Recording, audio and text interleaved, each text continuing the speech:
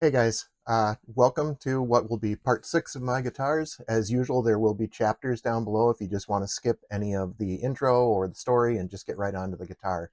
You can start wherever you like. This one is a little different, and pardon any, I don't know if it's going to come across the mic at all, but if it does, we're having storms today, so pardon the dramatic background. This one's a little different for me. This is, as you can see by the thumbnail and the title, a classical guitar, and it gets into me going to college, where I thought music was going to take me, and it got me thinking about a lot of other things that led me there. So the intro and what this means to me is probably going to be a little longer and a little more personal, but I just wanted to share it with everybody. So music has always been a part of my life as far back as I can remember, from going on vacations with my family up north, singing in the car, hearing my dad's bass voice anytime the Oak Ridge Boys came on, to the first musical instrument I can remember having was a small accordion that came with a songbook, almost tab for accordions, and learning to play that. Later on in grade school, I got conscripted into the recorder army just like everybody else. God bless the parents that had to listen to us. And I finally did start to get more formally involved in music because of my wonderful Aunt Peg, who who gave me piano lessons after school. That's one of the best memories I have. Number one, it taught me to read music. It wasn't just learning Mary Had a Little Lamb. She actually had me before the fourth or fifth grade playing Moonlight Sonata. And it's really the basis of where I got into learning more about the structure of music, but also learning to enjoy it, because spending time with my aunt was a precious memory for me. Um, in fourth grade, we still weren't allowed in band, but they did allow us to try orchestra. So I played viola for a year. I wasn't great, but it gave me a little background in stringed instruments. And then finally in fifth grade, we were allowed to decide that we wanted to be in band or not. And I gravitated towards the trumpet. And that's what I have played most of my musical life, still do to this day, practice a little bit. Um, and that got me into band, and that got me into being a group and being part of something for the first time, which was great for me. Uh, from there, we went to junior high. That's for us old folks. For you younger folks, it's probably middle school. But junior high, things changed for me a little bit personally there, because going from one grade school where I knew everybody and had friends to a feeder school where everybody went in and everybody kind of went in their own direction, and that's okay. But I didn't deal with that so well. Um, I was a shy, socially awkward, skinny kid, which basically put a bullseye on my back for bullying and other things. And junior high was okay. Went through band, did some other things, got into jazz band, started to play saxophone in a different jazz band. So I still had music, which I liked. And then I got to high school, and things got much worse for me personally. It got to the point where I didn't even know if I wanted to wake up in the morning, much less go to school. I would get to school, and every day between classes turned into an adventure in ways for other kids to torment me. I had other kids tell me things like, if I were you, I'd kill myself. And honestly, I got to the point that I thought about it. Um, Thankfully, I still had band, but I also discovered, thanks to a wonderful teacher, drama that got me into plays and everything else. I found a place to belong. I had a safe haven between band and plays and drama class, somewhere I could be, and that's part of what I wanted to just tell everybody, that it, high school can be kind of a cesspool. And if you're younger and watching this, or if you have younger kids and they're dealing with some of this, and especially now with social media making things 1,000 times worse, encourage them to find some place they belong. Encourage them to talk to somebody, to get some help. I didn't talk to anybody, and it's important. But more importantly, support your arts and music programs just as much as you would sports. Sports are important too. It doesn't have to be either or. For every kid that finds a place with baseball or football, there's other kids that find a place to belong, whether it's in drama, whether it's in choir, whether it's in band, um, or any other sort of club. But there has to be a place for that. So because that basically saved my life in school, I thought this is where I belong. This is what I want to do with my life, and I decided that I was going to go to college to become a music major. I ended up going to UW-Stevens Point, about 2.5, 3 hours away from where I live, and quickly found out a couple things. One, I discovered beer and pizza. I also discovered that I could be a lot more social with beer and pizza, which led to my lack of study skills because I didn't enjoy high school. I did okay. I tested well. I graded out. I graduated thanks to a gift from a French teacher passing me at the last minute. But I didn't have the study skills to keep up with a college curriculum. And between that and my newfound social skills, I quickly found myself to the point where there was no way I was going to pass any single one of my classes. Fortunately, um, although I did let that get me down, fortunately I did uh, have the knowledge to finally talk to somebody, and they got in contact with my parents. We worked together, and basically, as far as transcripts were concerned, that semester never existed on my record. Do I regret it? Yes, and I regret it for what it cost my parents. But I don't regret the experiences that I had because it did teach me a little bit about who I was becoming. Um, I took a semester off, did some jobs, and then went to a more local chapter of University of Wisconsin, University Waukesha, which no longer exists.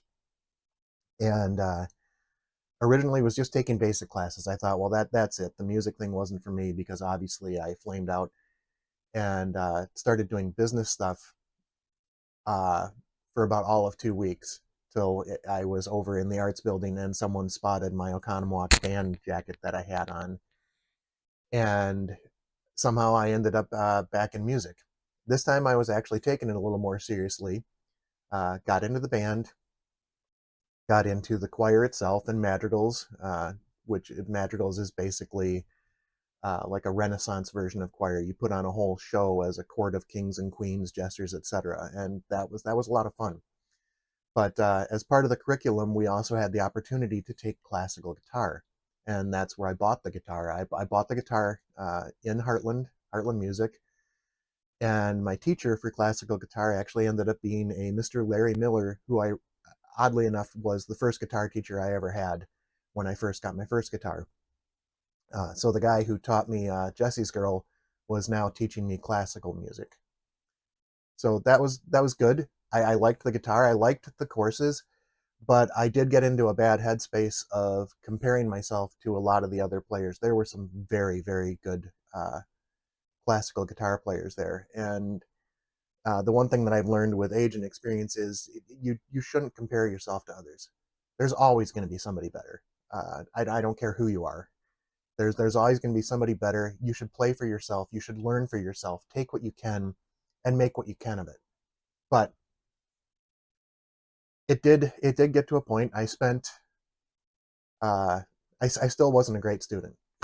I still wasn't a great studier, and I also discovered that the more and more I got into music, as I went along with it, if I kept up with this, something that saved my life and that I actually enjoyed, I was going to end up not liking because it was stressing me out so much. Uh, I did end up at a 2-year college for 3 years, enjoying myself, getting a lot of great experience, learning so many things, both in life and in music. But I eventually left, took on a job, and met a few people, made a few mistakes, and finally met through people I met at UW Waukesha. One of my best friends, Leanne, actually was the person who introduced me to who would become my wife. So I don't regret anything about my college experience other than the waste of money. Everything, the friends I made, the things I learned, the skills I gained have all led me to where I'm supposed to be. Meeting my wife led me to the people that got me my current career in IT, which was one of the things I also enjoyed growing up, was working on computers. Why I didn't gravitate towards that, I don't know, because that I still managed to do as a job and enjoy. Uh, but it did make it clear to me that music wasn't what I was supposed to do for a career, but it was supposed to be something that was important in my life, and also is responsible for me still being here. So I just wanted to finish up the part of this, just like I said, support your music and arts programs. And uh, for the folks that did go on to become music teachers, I discovered I couldn't. But the folks that were music and arts teachers, teachers in general, the people that actually play an important part in the kids' lives, thank God for them. Mr. Glocky, Mr. Grothaus, Mr. Hafer, Mr. Leatherberry, all my band and choir teachers, and especially Mr. Passante, who got me into drama and really dragged me out of a pit in high school. I don't think I would have made it without all of them. So if you know a teacher that you love, thank them. If you meet them in adult life, I have met Mr. Pisani several times now in my adult life and told him how important it was to me. And I think teachers need to hear that, because sometimes it's a thankless job. So everything that's led me here, every bad thing, every good thing, it's a part of me, and it's led me to where I'm supposed to be. So thank you for listening to that. If anybody got anything out of that, I hope it helps you. I hope it helps your kids if you have them, if anybody's going through anything. And let's get back to guitars. So what I have today is my classical guitar, which I finally pulled out. And I'm beginning to wonder if the reason that I didn't pull this out for so long was because of some of the inadequacies I felt about playing classical guitar. But we'll get to that in my final thoughts. What this is a Jasmine C23, and I'll get more into the specs and stuff later. But the history, it's a Jasmine by Takamine. So similar to Epiphone and Gibson, Jasmine is a budget brand that they did. So Takamine, as a company, was founded in 1959 in the town of Sakashita at the foot of Mount Takamine in Japan. Uh, in 1962, as guitar playing gained popularity in Japan, the small company is renamed Takamine Gaki Ltd. After the mountain itself. Also in 1962, Jasmine was founded as a separate company shortly before that, but in 1962 it was acquired by Takamine as a way to offer their same quality guitars, but at a more accessible price for folks to get guitars into the hands of more people. So that's most of the history that I have. There is more out there on Takamine itself. They are a very storied company. They make all sorts of acoustic and acoustic electric guitars. Some of them are just fantastic. Um, the funny part about buying this at Heartland Music is that I now live here too. So full circle, I guess. Um, the Jasmine guitars are known for their affordability. Uh, they're a budget-friendly option without sacrificing playability or sound quality. They're the entry-level version of Takamine. In modern day, Jasmine guitars are still produced. This one is not. This is a discontinued model. So we can get into some of the specs and talk about the guitar itself. The make and model, it is a C23, which is a discontinued model. They still list a JC23, which confused me when I was looking up some of the history. The JC23 is a short scale, a 3/4 size, and this is not. This I bought around 1990, and it also seems like that is the year that this was made. The serial numbers don't offer a lot of good info online. The serial number is inside the sound hole. This one was made in Korea, so unlike the Takaminis, which I believe were still made in Japan at the time, it is an acoustic, smaller bodied guitar, so it is very light. It comes in at 4.7 pounds, so uh, very easy to sit on your lap, or even if you had a strap for it, there are no strap buttons, so it would be a traditional guitar strap around the neck. Um, it's a 25.5-inch scale length from the 12th fret. It's a concert style classical guitar, so it's not like a full dreadnought. It's a small bodied guitar. The top is spruce. Uh, I believe it's a spruce veneer. The sides and the back are mahogany, and there is a nice rosette wood inlay around the sound hole, which has always been pretty attractive. No pickups. It's not an electric. The neck, at least according to the specs that I've seen, is NATO. There's a little dramatic background there. I don't know if that came over the mic. Um, it is relatively slim, but it is very wide. The nut measures uh, at 51.6 millimeters, so that's quite a bit bigger than your standard guitar neck, which is that's fairly common for a classical guitar. The fretboard is rosewood. There you can see there are no inlays. There are some side marker dots. I don't know if all classical guitars have that, but for a beginner that was very handy, just to have some idea of where you were on the neck. There's 19 frets. The nut, I believe, is some kind of synthetic or plastic. It does not feel like bone, but it is cut very well and it's very solid. It's not a soft plastic, so it's held up pretty well. Um, the tuners, excuse the tuner on the headstock, I'll get into that later. The tuners are 3 on a side, vintage style tuners. All the specs that I found online list these as being chrome plated, but for some reason, I don't know if I bought a very early one or if this was a special one. There's nothing on the model number to indicate with the gold plating on it. So it's possibly unique. I haven't seen too many of these online. There's been a couple up on Reverb that did have the chrome on them, so I don't know. The bridge is a rosewood bridge, again with a possibly bone or plastic saddle that sits up there. And you can see that typical for a classical guitar, you have to tie the strings on, which thanks to YouTube and Tone Yeager for Brant for pointing me at a couple things to remind me. Once I did the first couple strings, I got the muscle memory back to get the rest of them done. Um, and yeah, it makes you appreciate our new guitars with the ball ends. Um, Anything else miscellaneous about this? They're pretty small frets, which again is standard for a classical guitar, but as I don't know if you can see that on the camera, the action at the 12th fret is pretty high. I have to look up whether that's a normal thing for a classical guitar. I did notice the intonation on this is very off, so there might be something that I have to do with either the saddle. The neck is dead flat, so it's not a relief issue. There is a truss rod in the sound hole, and it does still turn, so that's good as well. So for the next part of this, I'm going to try and get some sound samples. I'm going to take my mic off and set it in front of the guitar. I don't really have a good setup for capturing just acoustic sound, so hopefully this comes out pretty good.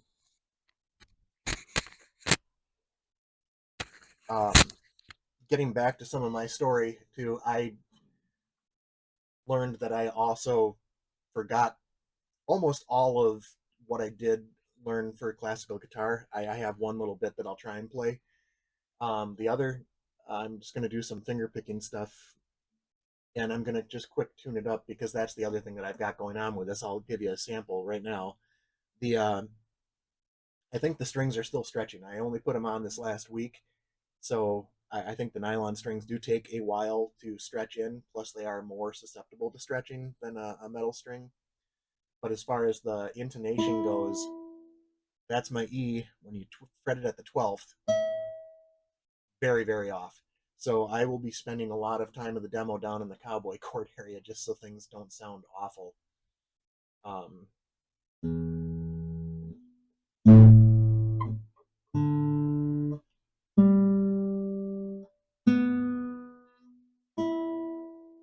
all right, that actually held up from when I tuned it before I started recording.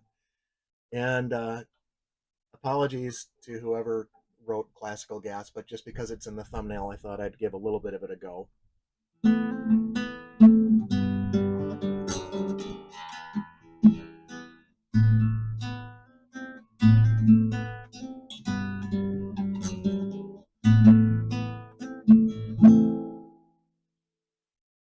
that's about as far as I got with that.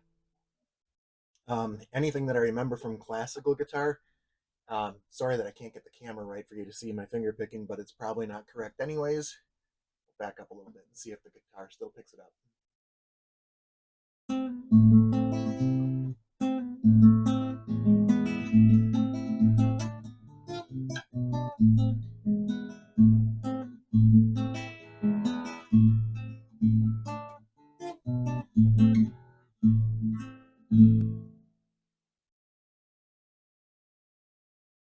And we'll do one more because it's the only other one I remember from finger picking. I actually played this at someone's wedding, a friend of ours, not on a classical, but it sounds good enough on it.